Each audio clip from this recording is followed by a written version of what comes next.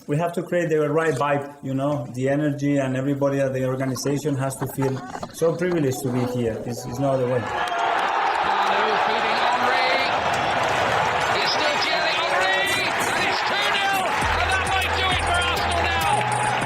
Thanks for listening to the Purely Arsenal podcast. Please follow us on Twitter at Purely Arsenal FP for all the latest Arsenal podcasts. Welcome to another edition of a Purely Arsenal sit-down podcast, and I'm joined by my regular Neil Shah to discuss a 5-0 thumping of Sheffield United. How are you, Neil? Yeah, not bad, thank you, Jack. How are you doing? Very good after that result, mate. Very good, I have to say. It's been a pretty good weekend for us. Could have been better today, with yesterday for you with the results, but you can't rely on Manchester United, can you? Let's be honest. Oh, no. Absolutely pathetic. And frustrating with me is, if it's us, they're live. They put their lives on the line, won't they? Yeah. Their absolute lives on the line. They go up against their local rivals, and they're happy to roll over. It's incredible to me. I'm watching it. I'm going, they really didn't put up much of a fight at all, did they? And I don't think City have had an easier day at Old Trafford, sadly. But that is quite... I mean, it's funny in that sense for Man U because they do have a bunch of real scummy players. So, there's always a bright side to it. But it's early days. I think I expect City to win most games, especially the way Man United are. They're in a terrible state at the moment, so it's probably a good time to play them. So I didn't expect too much. But better things to talk about in our game, I think. Sheffield United, mate, we had a really tough game in midweek. So although Sheffield United are a poor side at this point in time, and you expect to go into that game and win it, I think a lot of us were going into this game thinking, oh, please just be a comfortable, resounding victory. And that's pretty much what we got. Neil, if we talk a little bit about the lineup, he made more changes than I thought he would. Did he make more than you thought he would? I just wonder what your thoughts were on the changes. Just as a reminder, Kiwior obviously came in for Gabriel. Odegaard was fully rested. Somebody was saying he was dropped. I was like, no, he wasn't. He was fully rested. And it was pretty much Havertz that kind of took that role, but Smith-rowe took the 8 role, or they kind of interchanged, and Rice sat in behind. And then obviously Eddie continued to play up top, which he has done a lot in the Premier League this season. How did you feel about how he looked going into the game? Did you have any worries, concerns? Did you like it? Yeah, firstly, shocked. I wasn't expecting that many changes. Obviously, we knew about Jesus, so Eddie was given. I didn't think he was going to do anything different other than put Eddie in there. For a little while, I was speaking to you guys and thinking, would he potentially try Trossard, Martinelli, Saka up front? But we always thought, no, it's going to be Eddie, isn't it? And well, as it transpired, that ended up being a masterstroke, didn't it? I was surprised but happy seeing Kiwior. I didn't quite understand why Gabriel was dropped, but it could be because he's just resting and rotating, which actually, again, another one that worked out well, because I thought Kiwior looked really good. I thought he looked very, very solid, and he's shown glimpses of what he could be and his potential when he has come on before. So again, I thought that was another good one. The Odegaard one, now that you're saying it, I actually thought he had been dropped or at least changed around because he hadn't played so well in the last couple of games, and I thought maybe he was just going to give him a rest, a bit like what he'd done with Saka for a while. And well, Saka was also a little bit of an injury, wasn't it? But I just feel that maybe that was his reasoning. But yeah, if you think that moment it was more of a case of just giving him a rest, that's fair enough. And that it just goes to show the depth that we have now. We wouldn't have no way been able to do maybe 1 or 2 changes, but not like this, and do it in a way that the levels don't drop so much, which is so good to see for us, and which we need, of course, given the way things are going for us, in the sense that it looks like we're, potentially we could be competing on 3 or 4 fronts. So we're going to need that squad depth for sure. So I don't think it was changes which meant a big drop in levels, but it kept us there and thereabouts. And of course, again, it is Sheffield United, and I'm not saying that with any disrespect, but I'm not so sure he would have been so bold if we were playing maybe a tougher opponent, or if it had been Sheffield United away, maybe it may not have been so drastic. But the one that still, I mean, I know that you'd probably say to me, well, it's no, he's no way he's going to do that, and I agree with you. But I was just thinking, because it was against his old team as well, that maybe he might try Ramsdale for this game, but it didn't come. So I was thinking, wow, he's sticking with Raya, and that just makes a big statement to me. I think we know where it was going now for Ramsdale, given what he's doing, and probably holding him keeping him for the game against West Ham. So overall, I wasn't too displeased, and I think the changes done pretty well for me. Smith-rowe, of course, starting, which I was happy about. I'm not saying that he had the best of games, but at least he's getting a chance and he's being considered. So that was encouraging. So yeah, happy overall, Jack, to be fair. Yeah, and he's getting match fit. I mean, I don't think we would have done anything close to this last season, to be honest, at this stage. And I think it's kind of twofold. I think he realises he needs to believe in the squad more, because I think that cost us last season. Because when injuries inevitably do happen, we had players coming in that were cold, or perhaps that weren't of the quality that he felt, so then you really saw the drop off.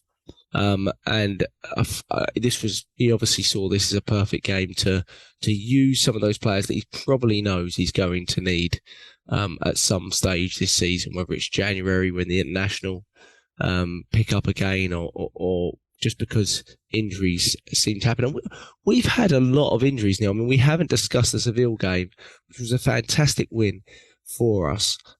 Really good win, really good performance against a solid European side, I would say, and one that does pretty well in Europe, whether it's Europa League or whatnot. They definitely have some European pedigree beyond what we do, to be honest. And we looked really good. But again, we lose Jesus in that game. We lose Thomas Partey before that game once again. He's not even come back, but he's out again. And the time frame for both are pretty vague. But I mean, if you look at this season, we have lost a lot of players with niggling injuries or bigger injuries like Urian Timber. And last season, we didn't have any of that going on, really early doors. He was able to play the first 11 constantly. We had no real midweek games to worry about, ones where he had to play the first team at least. So he had so many opportunities, but I just think, yeah, he's used players there in this game that he thinks maybe he may will need to use. I found the Havertz at the right 8, if you like, quite interesting. Whether you want to call it that, the kind of the Odegaard role, I guess. I don't know if you saw him in a different position as the game went on, but I found that quite interesting. I had this feeling or slight hope before this game that he maybe had sort of wondered about the midfield experiment with Havertz and whether it was time to move on from that. He clearly still wants to persist with that. And so if you can hear my child crying in the background, I think my wife's going to But yeah, I just wondered if you had any thoughts on that. I want to get to the positives. I want to talk about Eddie, but the Havertz one for me in midfield, I still don't think it's really working. I don't think this game convinced me otherwise. Not that he was bad. I just find he doesn't offer a lot in terms of going forward and the way he progresses the ball. I'm starting to think he might be his best option might be as an alternative 9, to be honest. But that's kind of what I thought we bought him for initially.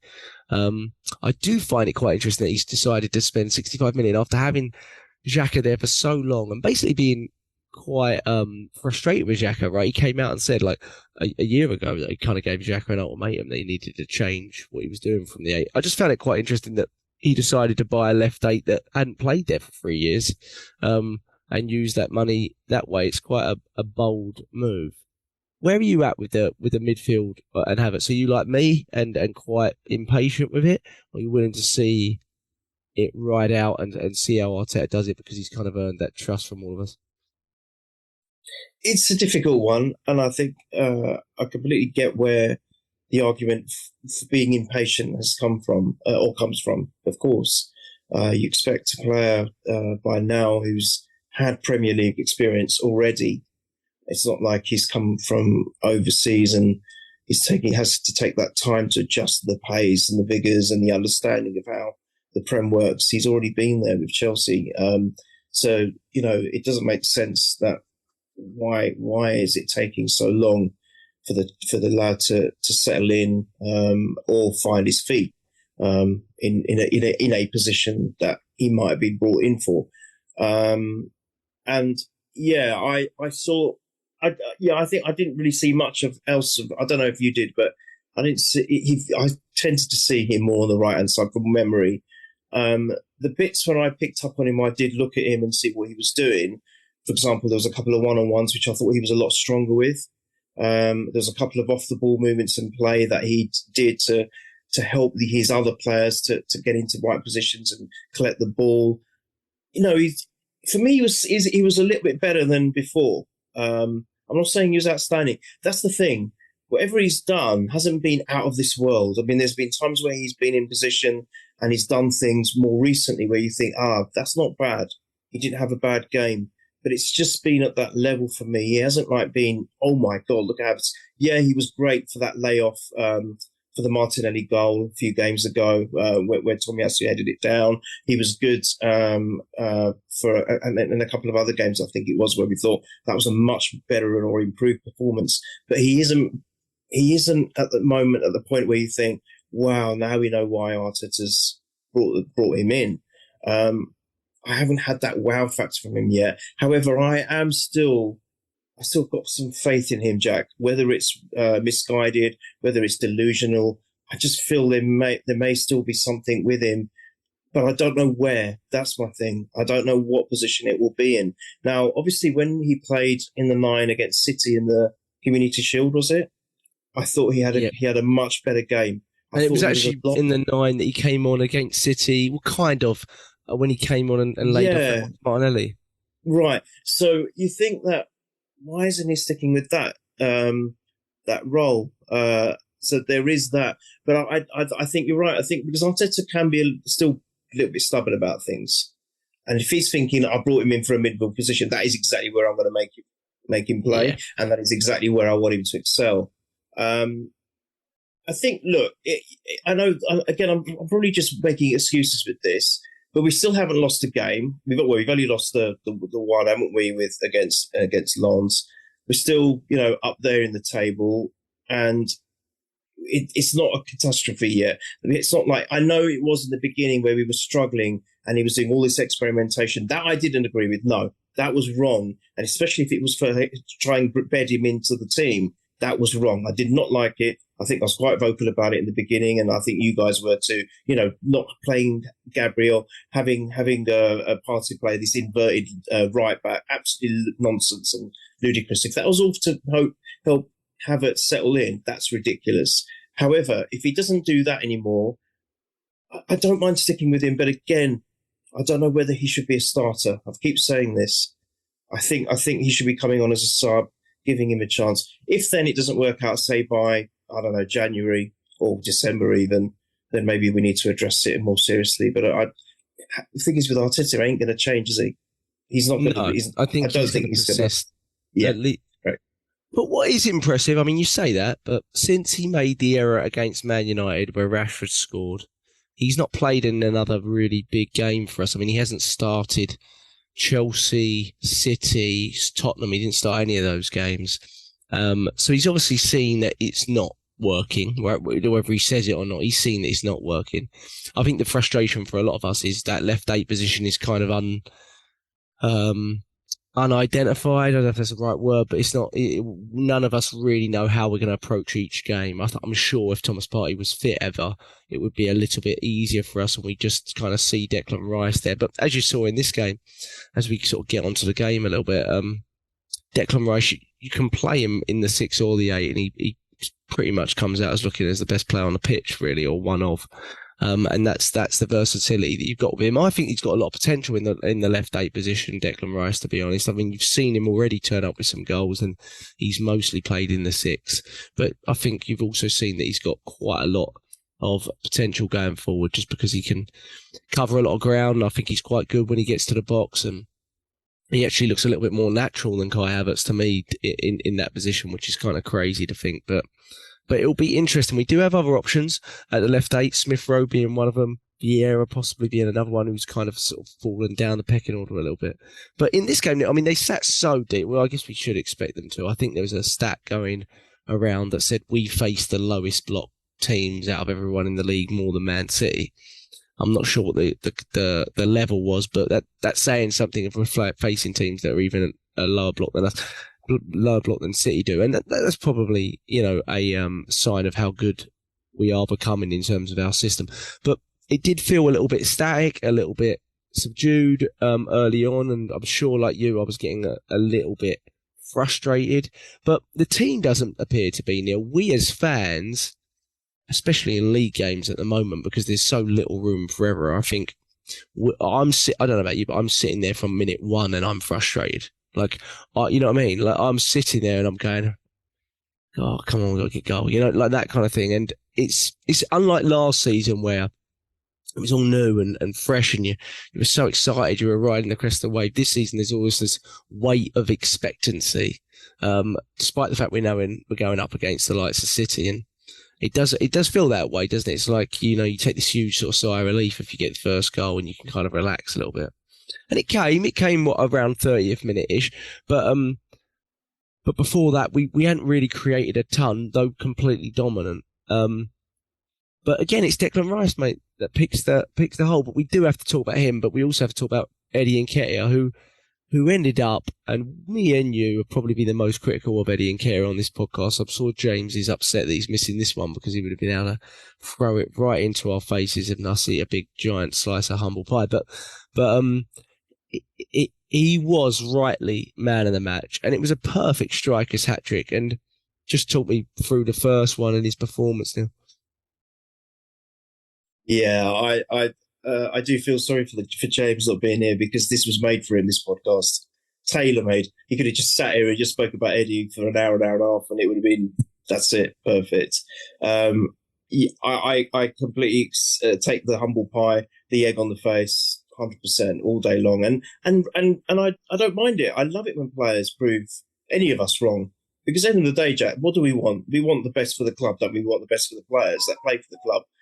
So I welcome it. So I'm take it with arms wide open. He was magnificent. He really was. I don't think I've seen a better Eddie performance. And I'm not just saying that because he scored the 3 goals. He looked different. He's taken on the responsibility. He did it well, not quite well last season, where we thought, oh my God, we've lost Jesus, because that's the first time we felt that. We knew that, or had that experience with Jesus' injuries, and we were thinking, oh my God, he's been playing so well. What are we going to do now? And then we've got who we got. We've got Eddie, and he did all right, didn't he? He didn't do bad. He kept us going, get the momentum flowing.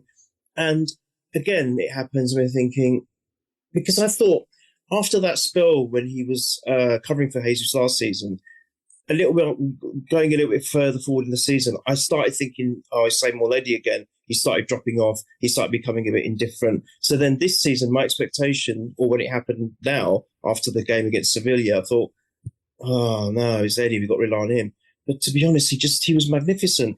He looked, Jack, I don't know about you, but he looked like he'd been playing for a long time, banging in goals week in, week out.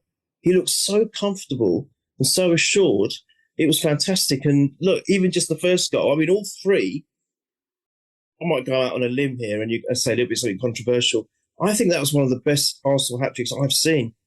If you take all 3 goals and what he had to do in each of them, I know this is blasphemy, but I was almost thinking, I remember that hat-trick that Bergkamp scored against Leicester. I'm not comparing the 2, but I'm saying they were all such different goals, but with different attributes of the player's skill and what you saw of them. I thought it was brilliant. And the first one, oh yeah, Declan Rice, what a ball through. Let's not forget that. But that's what he does. And Declan Rice, I think you touched on it earlier, he does not put a foot wrong really in games. He hardly ever makes any mistakes. And when he goes into tackles, they're quite, harsh tackles, but they're accurate. That's what I love about him. He's so damn accurate with what he does. hardly puts a foot wrong, and you can always rely on him to break up play, retrieve the ball. He's just fantastic. But that was a great ball. But it's Eddie's first touch that really was that made that goal. It was so well done. I think he took it on his instep or something. I don't know how he did it, but he done something really nicely. Very, very, very classy the way he did it. And then even the finish was so assured and so kind of, authoritative and just full of confidence. It just looked like a confident striker's goal. Brilliant. And that set the tone. I mean, after that, it's chalk and cheese. We were brilliant after that in the second half. But it was the first goal that really, really set us in motion. And I'm so pleased for him, Jack. I can't tell you. Magnificent stuff with the first goal. Well, you're mute. Jack, you're mute. Sorry, just worried my child was going to make some noise. I completely forgot. That's what I want. I mean, we both want Eddie to do really well. We want everyone to do really well. But we've been critical of Eddie. I've been critical of Eddie personally because if he doesn't score, I find his link-up play has got so much better, but it's not at the level of Jesus's where he kind of connects the front four. Jesus is just a glue. You saw it against Seville just with a turn. I don't have to mention anything else, but and just an unbelievable match-winning performance from Jesus midweek as well. And then it's the unfortunate thing with Jesus is when you've got him back to form, and every time we seem to do that, he seems to pick up something, and that's the frustration. Whereas Eddie, in fairness to Eddie, I mean, touch wood, he's pretty robust for the amount of games that he plays, isn't he? I mean, I think he started maybe 8 or 9 of our 10 Premier League games this season. So, no one would have bet on that pre-season. Not a chance. And I think that's 5 goals now, maybe in the Prem. So you can't really argue with his stats. You're right. The first goal was great. I'm not sure many players we have kind of play that ball that Rice does because it's not really on. He kind of goes through a player to make that ball. But it's Rice just taking a chance to do something different, because it felt like at that point we were doing a lot of the sort of U-shaped passing stuff. And, but it's great from Eddie. It's a fantastic first touch to get away. I think it's from Trusty, actually. And I think it is where, and put it in the back of the net. And just from that point onwards, he never looked back. And we need it. We need him to be, he's the next in line for sure. I know we talk about Havertz as this sort of number 9 opportunity, but next in line for Arteta, no question. So we need, if we needed anyone to score a hat-trick in this game, absolutely Eddie, with the likes of Jesus being out. But I didn't expect it. And the reason, going back to it, the reason is I don't feel his link-up so good. So I want him to be more clinical. And people say, well, why don't you want that from Jesus? Because he offers so much, Jesus. You almost allow him the lack of clinical ability in front of goal, because you're like, yeah, it's frustrating, but he does so much for the team. We're so much better with this guy in the team. And you don't feel that necessarily with Eddie, so you want him to be clinical. And I think that's where sometimes I've been a little bit frustrated with him. I thought he's not been as clinical when he's had big chances. But in this game, absolutely fantastic. And the first goal was terrific. And then I think you and me and everyone, because they really weren't getting out of their own half, and we were so good at winning the ball back. I actually relaxed a lot after that first goal, and I probably wouldn't have done against another team. Usually it takes a few for me, but and I think the team did as well. And you started to see us pop the ball off a little bit more. I think Zinchenko won't get a lot of plaudits, but I do think in that first sort of 30, 45 minutes, he was the one that was really trying to sort of pick the lock, I felt. And I know there's a lot of debate about Zinchenko, Tomiyasu, and should he be starting as much Zinchenko? But I think he showed he's still so valuable to us, especially in games like this, which there are quite a few of. Maybe not to this extent where we have 70% of the ball and we win 5-0 and create, a ton of chances. But there's a lot of games, Neil, that we play where teams do not want to come out whatsoever, and especially until we've scored. And that I think Zinchenko is pretty key to that. He finds himself in the number 10 position most of the time in this game. And not just that, he's oftentimes trying to get on the end of things. There was 2 or 3 times before we scored that I remember Zinchenko being the furthest man forward. And, he couldn't get to the final ball. And I was like, it was a great run by Zinchenko, though. We were saying on the text thread, great, well, look at him running into the box, taking those chances, willing to do that. And in this is the sort of game you want to do that because you've got the coverage behind and, there's less likelihood at least that they can hurt you. But Neil, just before we get to Eddie's second and third, the defensive capabilities of our team. I mean, I know it's just Sheffield United, but I do think this season we've seen a collective ability to concede less chances as a total. I think we're second less goals conceded, least goals conceded. I think we've conceded 9 in 10, is it? But it's not really about the goals so much at this point. It's more about the amount of chances we give up, you know. I felt last season for a large period of time, probably post-Saliba in fairness, but for a large period of time, we just were conceded far too many chances. And that eventually catches up with you. And it did. We ended up conceding 40 plus goals. And there's a lot of data out there to say you're not winning the league by doing that. I think City only conceded like 33 or something like that. So, I just wonder what your thoughts are on that. Do you think it's as simple as Saliba's back? Obviously, it helps very much that Rice is sitting in front of him. Or do you think system-wise we've done something a little bit different to navigate ourselves away from... Because we used to get broken on very easily, you know, 1 or 2 splitting passes after giving the ball away. Doesn't feel we're quite that vulnerable at this stage or so far this season. Yeah, I think it's a combination. I think Saliba, of course, monumental. I will say that he's a big component on the fact that we are a lot better. I think Gabriel works very well with Saliba. I think aerially we were getting caught up with the high balls a lot. If everyone knows, we were thinking that's one of our only Achilles heels when it comes to our defending. I think that we're sorted out. I think we're dealing with anything like that in a much better way. We seem to be more or better equipped in dealing with those scenarios now. We've got the flexibility of, and this is the irony, isn't it? We brought Timber in to be, probably a revelation or a really good signing. Unfortunately, he's gotten injured literally from the get-go. But actually, we haven't done bad. Initially, again, we mentioned it earlier in the pod about this leaving Gabriel out. That's a definite no. You don't do that. Gabriel and Saliba have got an amazing partnership together. I would suggest that they are probably the best centre-back pairing at the moment in the Prem. I don't know if you agree or disagree with that, Jay, but I think they're amazing together. I agree, And then you've got, haven't seen much of him, but we saw Kiwior.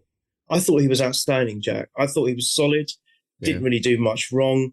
He's a great an option to change if Gabriel ever does need a rest. I think he's fantastic, and I think you've been saying that he's going to become a really, really good player for us. And he will. We're going to need him, aren't we, in January now? Oh yeah. Oh God, yeah. 100%. That's the thing, isn't it? It's January, and then you've got all the players going off for the African nations and the Asia Cup and whatnot, and you're thinking, oh God. So we're going to need him, and I think he's going to be fantastic. Don't feel that we're going to have a drop off again. Another area where potentially, we had, who did we have last season? We had the likes of, again, no disrespect, but we had the likes of Holding, and now we don't have to feel that anxiety or concern that if one of our top 2 or any one of our defenders falls on the wayside, what do we have to come in? I think we've got the courage. But more importantly than that, especially with Tomiyasu being the beast, I think he's even better than when he first came along. Because when he first came along, we all loved him. We thought, wow, this is a great, great option. Now I think he's even better. I think he's improved as a player. And he's got versatility about him. Even Ben White has. Ben White can play centre. He can play the right back position. Tomiyasu can play left or right back. I think he wouldn't even be bad as a centre back as well. We've got Kiwior. There's so many options. So we're not going to. I don't think the impact of Timber's absence is as profound as it could have been.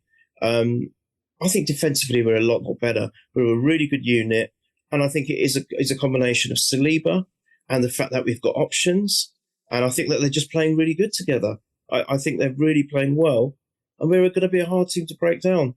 And you're right, last season, you're not going to win the league conceding 40 goals plus. You're not. It's just not going to happen. They always say a good championship winning team is defined not only by its scoring abilities and its attacking prowess, it's defined by its defence and with a good goalkeeper as well. So, obviously we've got 2 options with goalkeepers. We've got the defence as good as they're playing. I think it's looking good, Jack. Yeah, on the goalkeeper, I did feel like it was a game that Raya kind of needed. Maybe that's why he kept him in. He needed a game like this. I think he has the most clean sheets in the league now, David Raya, and he didn't start the first three, so that's something. He didn't have anything to do, but his distribution I thought was very good. He made a couple of long balls. I remember one to Martinelli in the first half that was a terrific ball.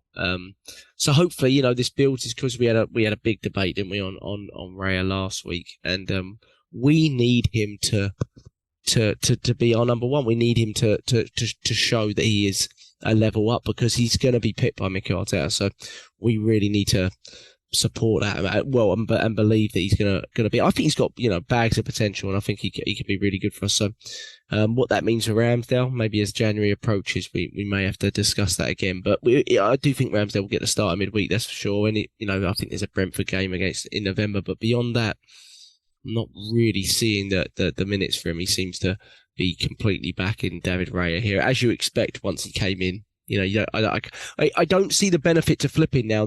For Ramsdale, I see it, but for Raya, if you flip out of him now in the Premier League, I know he is our player though. I think I know the loan stuff, but I think we signed him.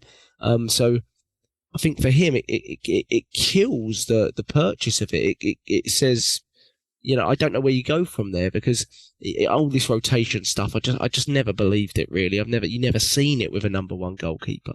So for me, I'm like, as much as it hurts Ramsdale now, once you'd made that decision to bring Raya in, I'm struggling to see how he reverts from that, unless, of course, there's the opportunity, unless it gets to the point where it's, we have to make the change. He's making big errors.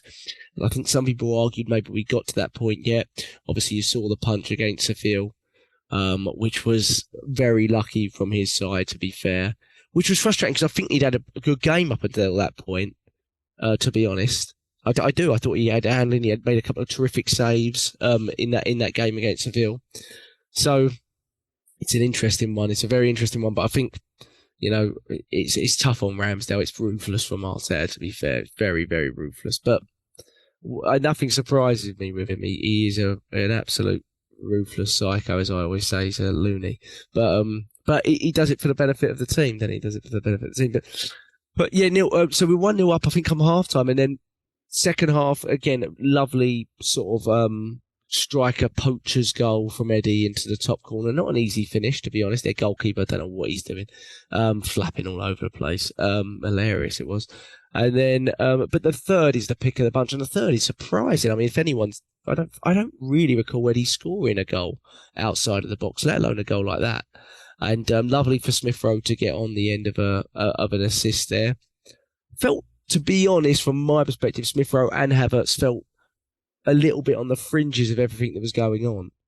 But I do think these minutes would have done Smith-rowe the world of good, far more than what it would have Havertz probably.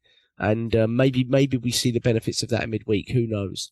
Because when was the last time you got to give Smith-rowe 90 or close to 90 minutes? I mean, just hasn't happened. So he probably would be exhausted, but he would have benefited a lot from that game. But just touch on the second and thirds, Neil, from Eddie. It was really good to see Saka sort of handing the ball as well and things like that.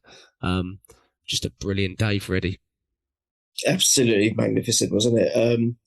So the second one, again, different skill, but still, that was more Eddie, wasn't it? That was his fox in the box, being there at the right place at the right time, an error from the goalkeeper. I think it was a corner from Saka, wasn't it? Yeah, it was a corner from Saka. So kind of an assist, I suppose, to get Saka's numbers going, keep them going. But yeah, just there at the right time. But it still was a difficult execution. It wasn't the easiest of tap-ins, but he just blasted it, didn't he? Right into the right spot. Perfect. Couldn't be happier for him. But it just goes to show that I think you're absolutely right. What you were saying earlier about you need him because he hasn't got the same attributes as Jesus has got, which is fine. You know, everyone's different. All players are different, aren't they? Even if they play in the same positions or share positions, they've got different things. So I think you're right that what he might lack in certain things that Jesus does without having to score, if he's the one that can put the ball in the net consistently, that's fine. That's all we want, isn't it, at the end of the day? But it took it so well, and And I think that just fueled his confidence even more. I think the first goal gave him that edge. This one, it was brilliant because I think would he have been able to do what he did the third? I don't know if he would have, if he hadn't got the first 2 goals, if that makes sense. It just excelled his confidence or increased his confidence for me. And that showed in the third goal. Pleased for Smith-rowe. I think you're spot on about Havertz and Smith-rowe. They were thereabouts, doing some great things, good things, but not outstanding, not the kind of things that we came to, become familiar with, especially with Smith-rowe, what he used to do, what we're expecting Havertz to do. But, you're right. I think the minutes would have done Smith-rowe a lot of good because he hasn't had the opportunity. And I think I'm hoping that he gets more of them, Jack. I really believe in the player. I know there's a talk or an inkling that he might go as a way or paving a route for another player to come in. But I love the kid so much. I think he's got bags of potential. I'd be devastated for him to leave the club. So I was glad that he was given time, and he needs the time to bed in again and do what he used to do.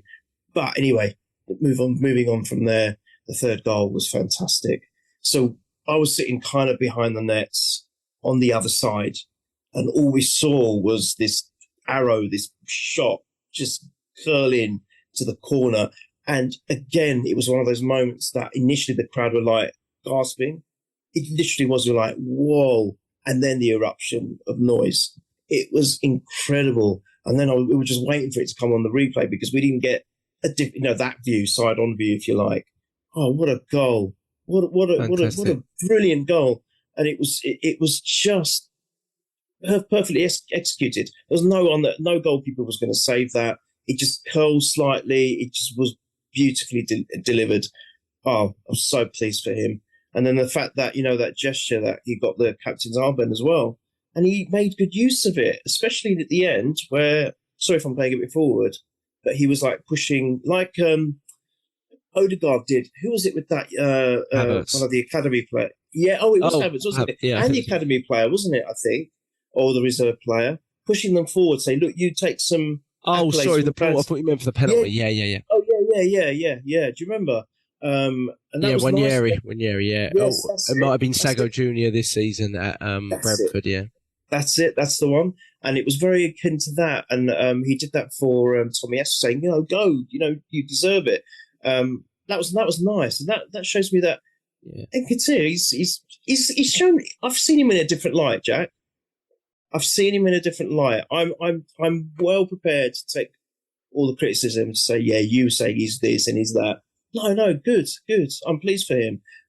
So yeah, a brilliant hat trick, fantastic hat trick. Couldn't ask for more. And look how unselfish he was not taking that penalty. If we are going to talk about it quickly, the fact that he went on air afterwards in an interview, and he actually said it's because Vieira's expecting a little one, and it was the best. It was a nice gesture and thing to do. And he's saying it so selflessly that he was willing to give up a record equaling third player for Arsenal after Henry and Arshavin to score 4 goals in the Prem. He's willing to give that up to say, look, Vieira. And that tells me a lot about what Arteta has done with the culture of the club. It's fantastic. Brilliant stuff.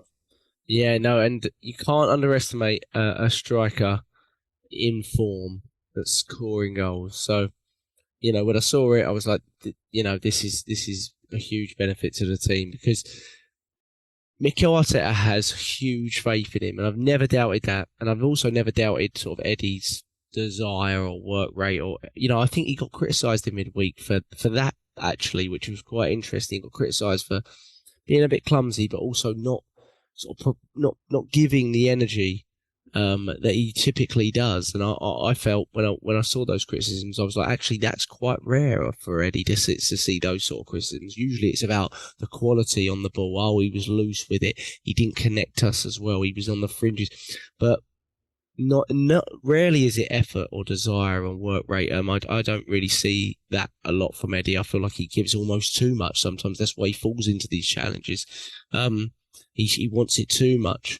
But with that goal, you're right, completely right. If he hadn't scored the other 2, I'm not sure he takes that shot. Well, maybe he does because we saw it against Chelsea on his weaker foot last week, and we all went mental about it.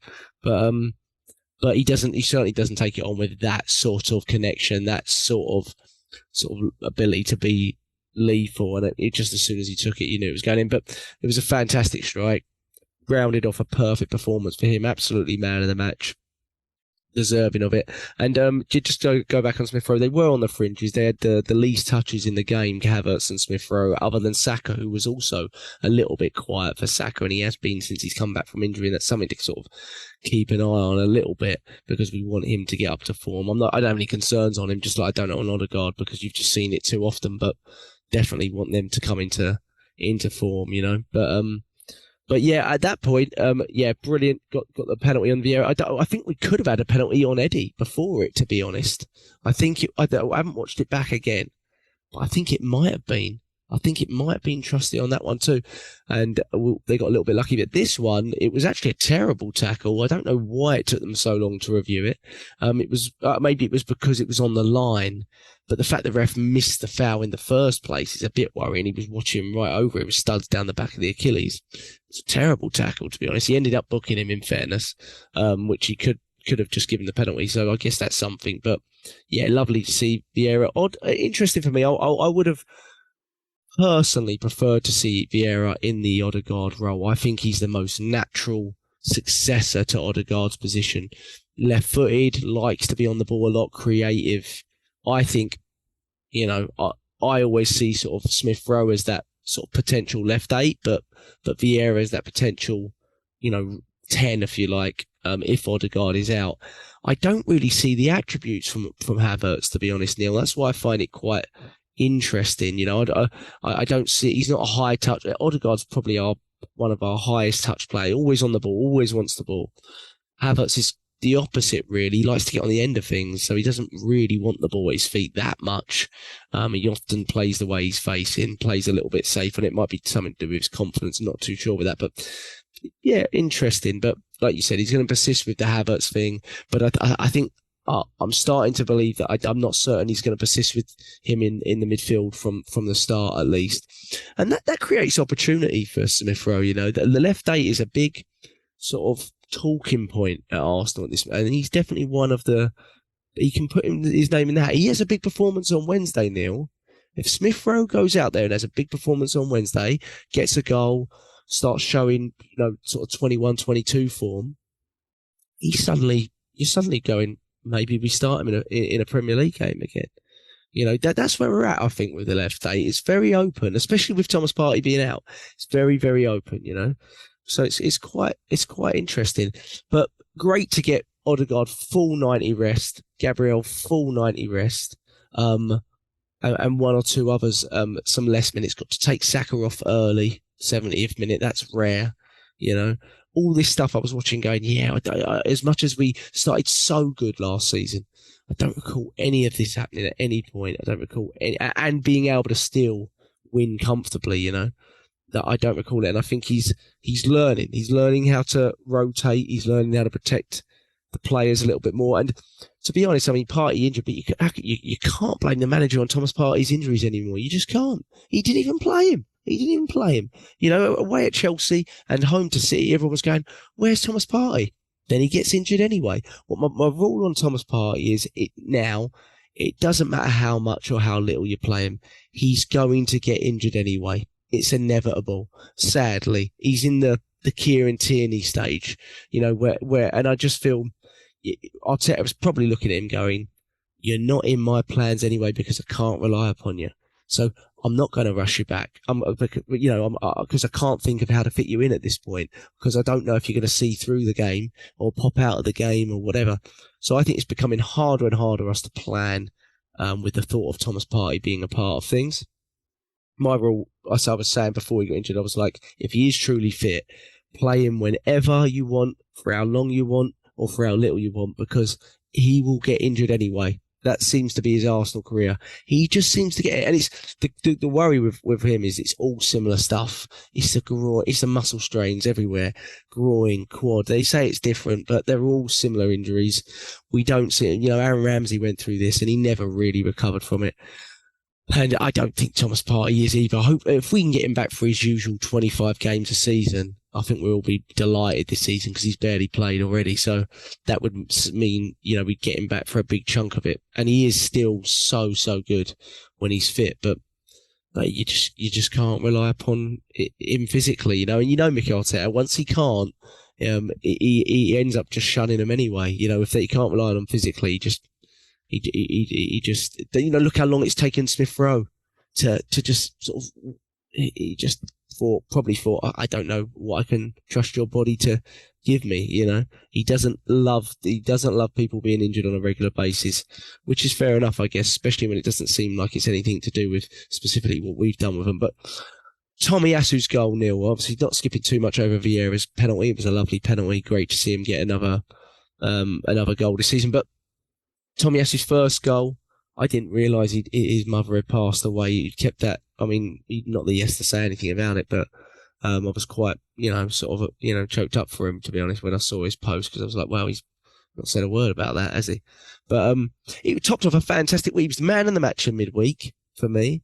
I know Rice was excellent again, but for me, Tomiyasu was unbelievable in midweek. He's now put himself in a serious conversation to say he should be a starter in the first 11, and I think he is a starter in the first 11. I think he'll start him against Newcastle, which makes it quite interesting for what he does with him in midweek. I expect he plays at centre back to save his legs a little bit. That's what I think. I get the feeling we might play him at centre back and like push Kiwior out left back or something like that. But I think we did that at Brentford. I could be wrong, but what's your thought? What a great week for Tomiyasu, and I think you mentioned him earlier in the podcast. But he is someone we really need something from now this season with the Timber absence, isn't he? Yeah, 100%. It kind of softens the blow of Timber's absence for me. If we didn't have a Tomiyasu and what happened to Timber, then we're like, maybe a little bit short. And obviously he's given us not just the cover, but options. And you just summed it up perfectly there. End of the day, now we could potentially play him on both Wednesday and against Newcastle. I think you're right. I think we need to. Newcastle's going to be a tough game with an oppressive crowd. They're expecting a lot now, obviously, because, they're potentially going to become a super club, aren't they? So they've got a lot of expectation riding on them with the fans. So if they're going to give us hell, we can expect hell next week on the weekend. So I think you're right. I think he will play midweek and against Newcastle. I think he's a better option for Newcastle than maybe Zinchenko, because obviously he's got the defensive capabilities. But there's no question. I think Zinchenko would admit it himself that, look, defensive-wise, Tomiyasu is always going to be the better option. And I think it's a good shout that he plays in the centre on Wednesday to give his legs a bit of a rest. And Kiwior's more than capable. This is what's so great about our defensive players. We can just swap and change. We can shuffle them. It's fantastic. And I think just going ahead and looking at Newcastle, White, Gabriel, Saliba, Tomiyasu. Potentially we could play all four of them. They're units, aren't they? All four of them. Yeah, and that'd be great. Sorry to interrupt. Newcastle, I think they're the top scorers in the league, Newcastle, so far this season, and they are one of the top creators as well, maybe even the top. So I think it's, as long as barring any fitness issues, I think you're right, Neil. I think that's what he goes with. Yeah, brilliant. So and I'm so pleased for him. He was man of the match for me. I think Rice was great, but midweek, Tomiyasu was what a player. And he's so happy. We know he scored that goal. You could see what it meant to him.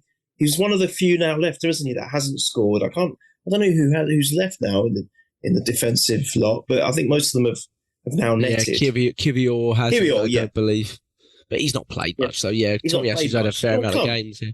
I think it will come if he gets a run. But I think at the moment he is just going to be a. Oh no, Kiwior has scored. Has he? He scored against Wolves last season. He scored against the last game of the season against Wolves. I'm almost certain he scored quite similarly from a corner. Oh, okay. With his weaker foot. Okay. I'm almost certain. I'm looking it up. Carry on speaking. I'm almost certain. Kiwior did score. I'm almost certain he did. I remember watching it back and thinking that was a bit of a dodgy goal, but Yeah, he got one goal in the Prem last season. Oh, well, there you go then. So There we go. It is Tomiyasu. Probably, but you just saw his face, didn't you? Lit up, and I think that was a nice reward for his efforts in the last few days. I wasn't expecting it. I wasn't expecting these levels from Tommy. I've got to admit. I mean, I know he's good, and I know that after his injuries, he was looking a lot better. I didn't know about his mum. I really didn't know that, and that really resonates with me. The relationship that I've got with my mother, and my God, I didn't know that.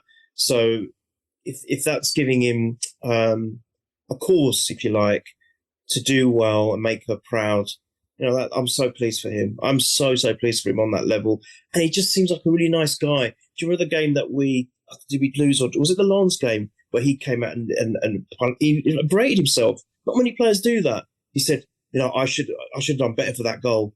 It's because of me and that goal. Was it the Lens? Which game was it? Yeah, you're right. It was the Lens game, and I think what he was saying was, because obviously it wasn't the goal that we conceded. It was that he had a really good shot from a corner and the keeper blocked it. That's it.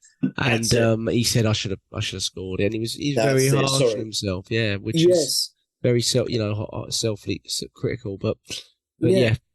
It just goes to tell. It shows me that he's a really nice guy. He's very humble. He's not one of these extroverts, if you like, seeking attention. He's keeping out of the limelight a little bit, and that's hence the reason why Nketiah was saying, "No, you go, get the reception from the fans. You deserve it."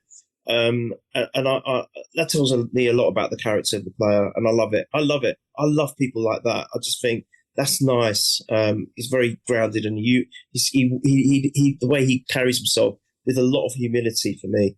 But he's not letting that disrupt his performances as a player. As a player, he's very bold, and I just love that about him. He's great, and a wonderful asset for us. We're so pleased for him, Jack. Honestly, I think we've got a really good squad. I think we've got we've got a little bit of fine tuning still to do. We've got the Saka cover, if you like. I still believe that to be Nelson, but I think you might have other ideas. We might need to look at externally. We've got potentially, if Eddie, it remains to be seen now how Eddie gets on. If he starts banging in goals week in, week out, we might have our answer for our cover, for not only for cover for Jesus, but an option for an out and out striker potentially. But it just remains to be seen. I hope it does work now. I'm backing Eddie. I love the fact that I loved his attitude. I think he took the captain's role on really well. Albeit for 10, 15 minutes. A great day all round. Yeah, fantastic. Yeah, it was really nice to see the players sort of push Tomiyasu and get surround him. They obviously really respect what he can do for the team and him as a person. And I think Arteta said that. He said everyone loves him. Just loves him being about the place. And Arteta's waxed lyrical really about him this season. And he is our best one-on-one defender in the fullback areas, without doubt. He's better than Zinchenko. He's better than White.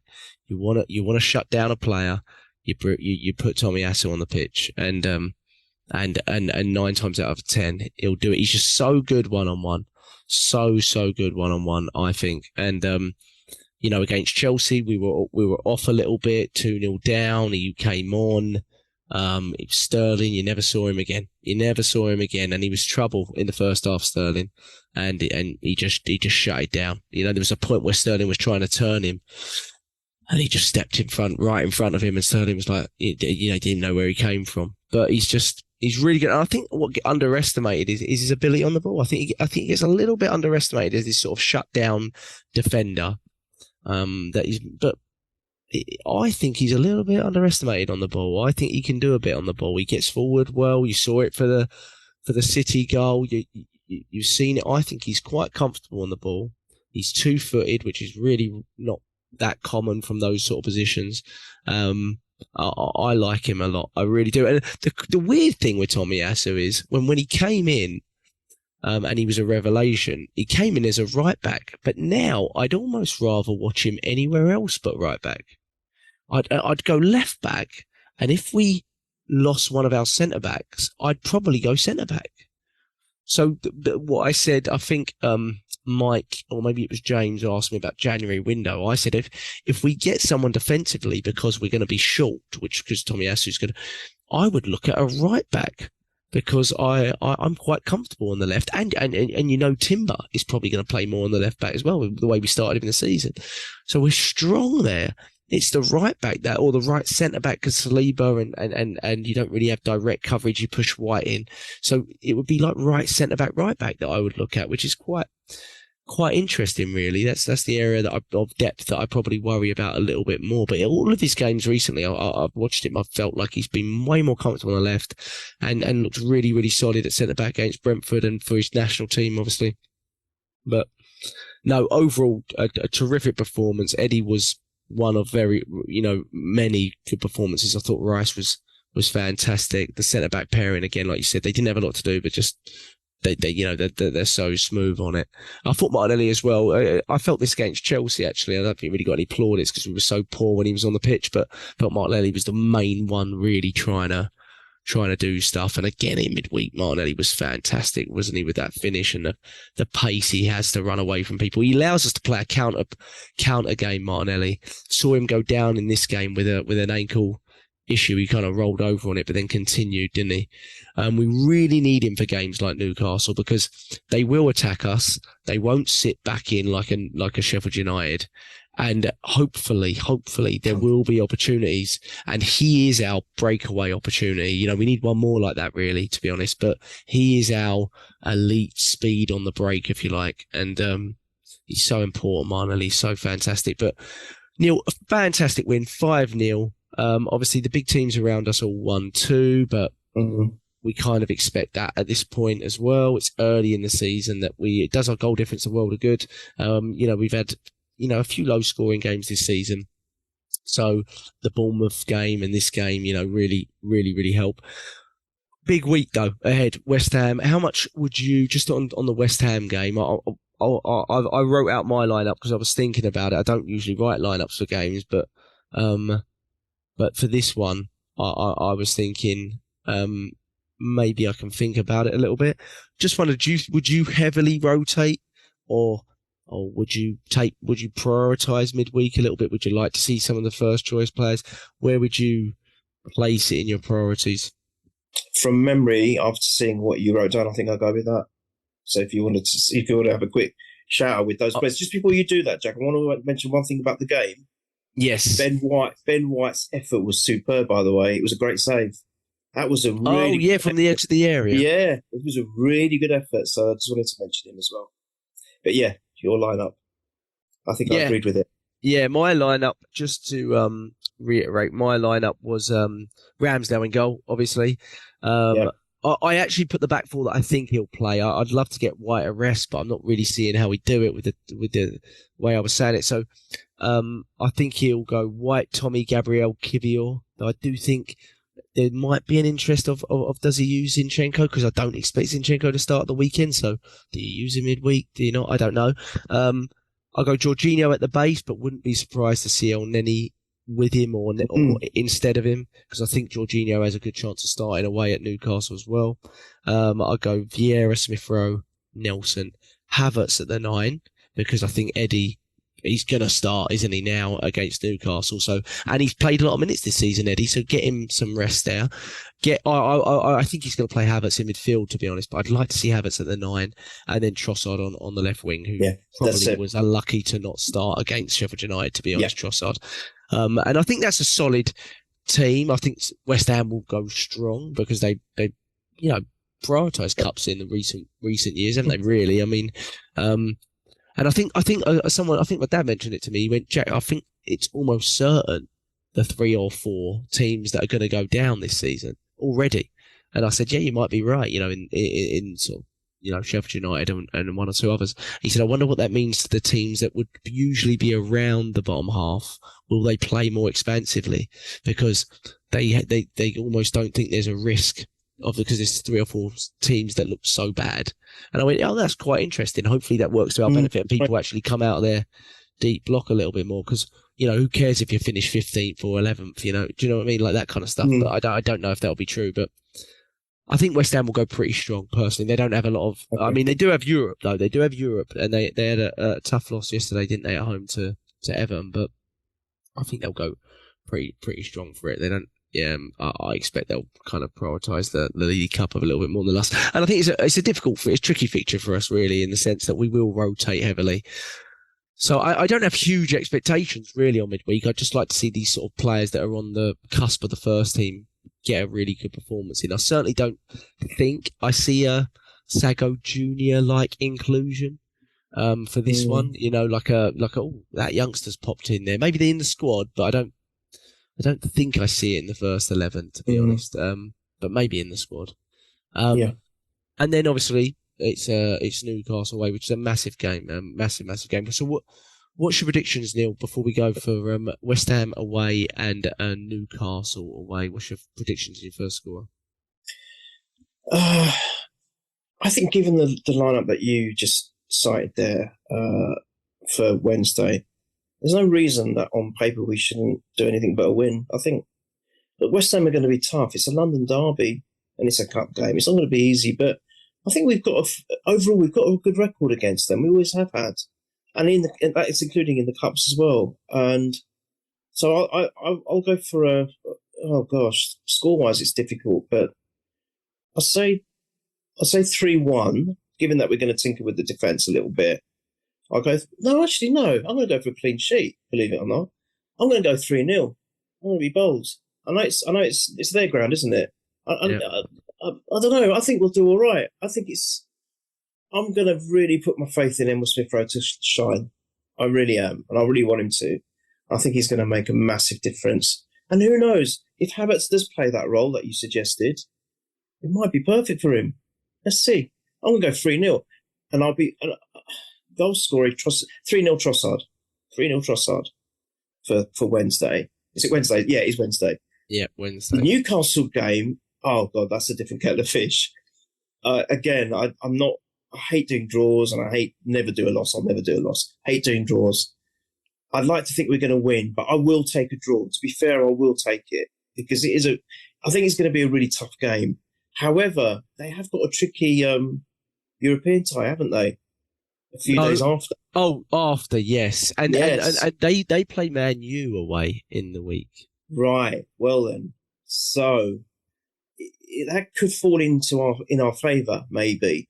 So I'll go 2-1 for Newcastle.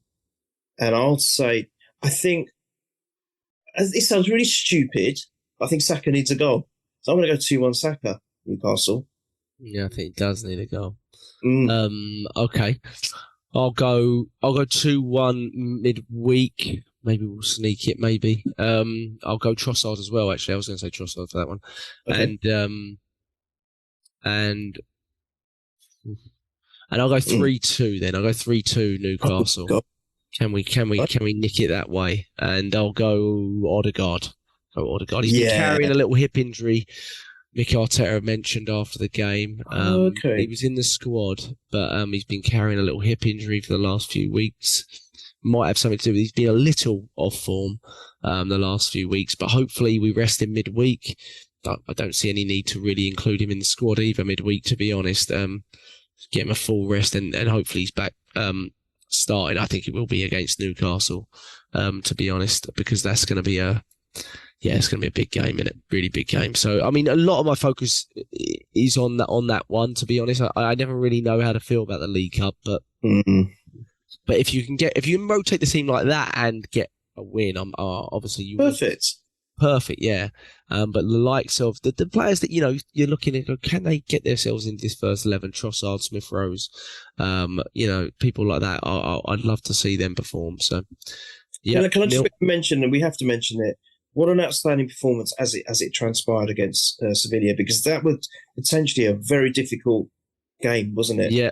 Plus, we were under pressure from after what happened with Lens, and I felt that was a really good performance to win against the side. You guys had mentioned, I didn't know that because I don't really follow the other leagues and stuff, but they'd given Real Madrid a real good run for their money. In fact, they were probably unlucky not to get a result. You guys were saying, and right, so 1-1.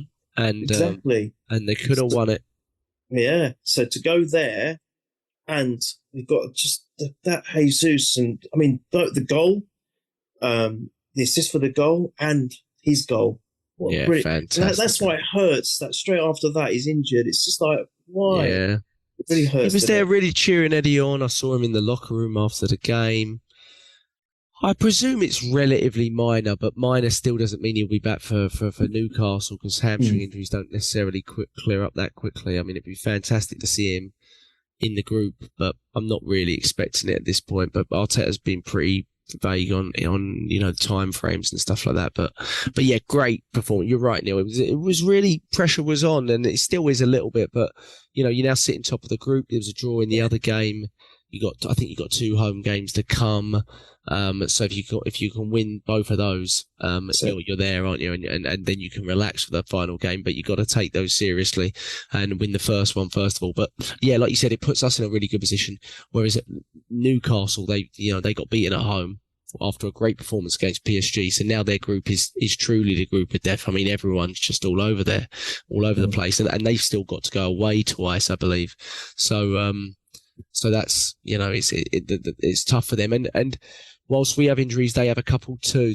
Isaac is in the sort of similar boat to Jesus with an injury they haven't really given a time frame on, and then I think they lost Murphy to a shoulder injury, maybe a shoulder dislocation. So I don't think he would be back unless he's made a dramatic recovery, and he's one of their wide players that is quite good. So, but obviously they've got a pretty big squad, so they have players there to come in. But fingers crossed, Neil, hoping for 2 wins this week. Been a great week so far. This week, let's have more of the same next week. We're at Purely Arsenal FP on Twitter. You can follow us on YouTube. Subscribe to our channel, Purely Arsenal. We do 1 podcast a week at a minimum. Usually, we're really good about that so far this season. We should try to keep it up. Give us a subscription on YouTube, ad-free. Just click on it. Doesn't cost you anything, and then you'll get the podcast before they're released anywhere else. And Neil, thanks so much for coming on. Hello. Up the Arsenal, mate. Come on. Come on. Big week ahead. Here we go.